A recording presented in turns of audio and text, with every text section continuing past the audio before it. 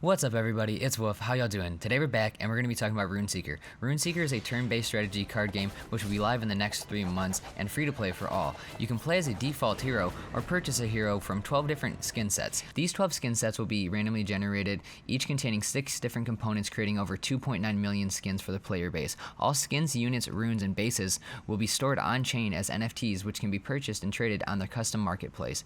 The game will feature 4 main modes: Battle Arena, which includes both normal and ranked arena; Tower PvP, where all players on the server will be placed in an arena tower to fight each other. Set up and controlled by AI, the attacker will directly command their team to fight the opponent's strongest lineup. The top 5 people with the highest score when the tower event ends will receive great rewards, including countless resources, experience points, and rare items. The next mode is Story PvE, which is RuneSeeker's dungeon system. This will be the main area for players to find resources, items, gain experience points, and explore the storyline. The last mode is Campaign PvE, which will be available every month for a short period of time. A special campaign will be opened so that all players on the server can work together to fight legendary bosses. Defeat the bosses for rewards, which are divided fairly among all participating commanders, scaling with those who dealt the most damage receiving more rewards. Now we're going to talk about the token before we get into the gameplay, as the token is used to enhance the gameplay but is not earned from the gameplay.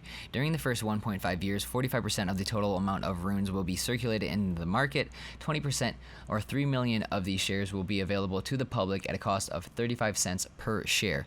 Runes will be used to trade for nearly all resources in RuneSeeker, from marketplace purchases to develop units, to reduce evolution and upgrade wait time, to join RuneSeeker events like season passes and gacha games, to vote for and against changes the development team will implement into the game, and more. So there's a lot of uses that the rune token will have in the game and is very important. So let's get into the gameplay. The gameplay will be run by runes. All of the runes produced inside RuneSeeker come from a random combination of 2 types of rune shards: creation and absorption. Creation shards are linked to spell and unit runes. These are used to command the unit and activate special skills, start attacks, or use enchantments. Absorption shards are linked to terrain runes.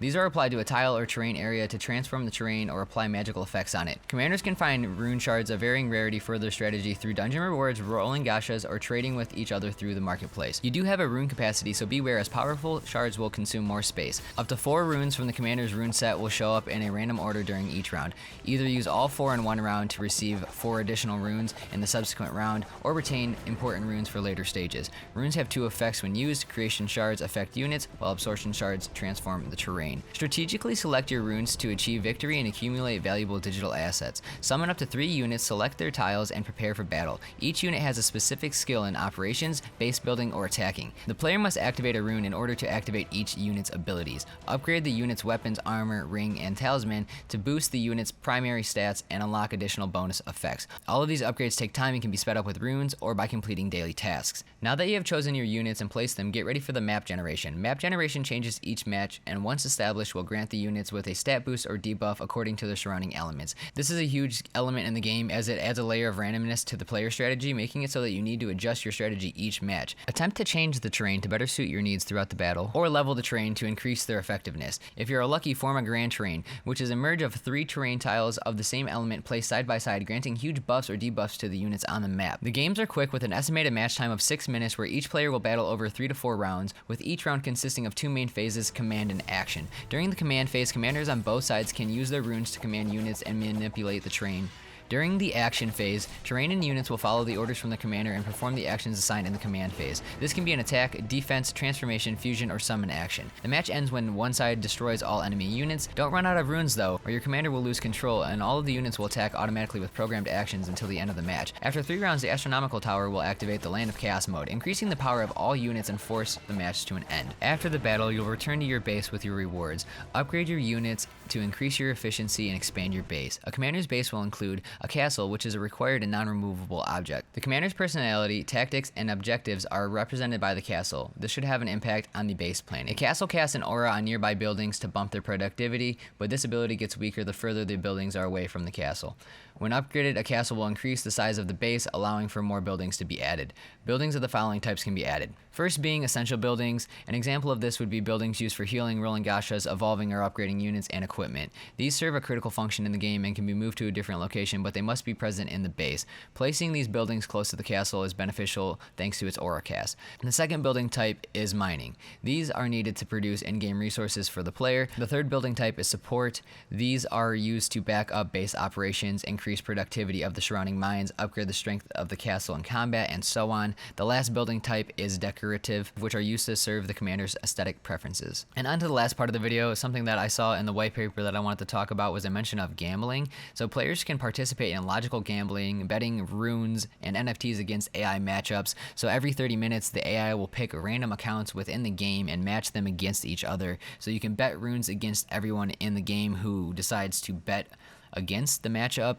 So I think this is kind of like an interesting mechanic to add into the game, and it kind of reminds me of the token betting that Avaverse had planned to do with the turtle racing, where you would kind of AFK bet tokens, the Ava token, and then you'd watch the turtles do their racing thing. So it's kind of interesting to see that they are implementing a mechanic like that into the game. It also kind of reminds me of like the CSGO role, where you would bet against what gun you would have thought was going to come up. I can't remember exactly how it works. So it's just interesting to see them add that into the game, and I'm kind of interested to see if, one, it'll be legal in the US and how it's all going to work out.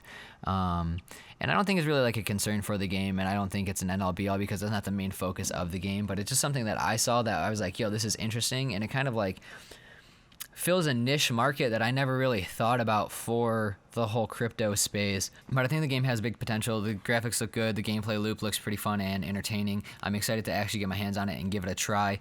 The NFT and token marketplace seems pretty well thought out. I think they're more focused around a traditional game marketplace, similar to like Pokemon Go or those other mobile games where people are watching ads to speed up the gameplay. They're purchasing in-game items to speed up the gameplay, and one, it helps the game to develop and get better, right? They have more money to do things, the studio does. Does it become more of a pay-to-play type of environment?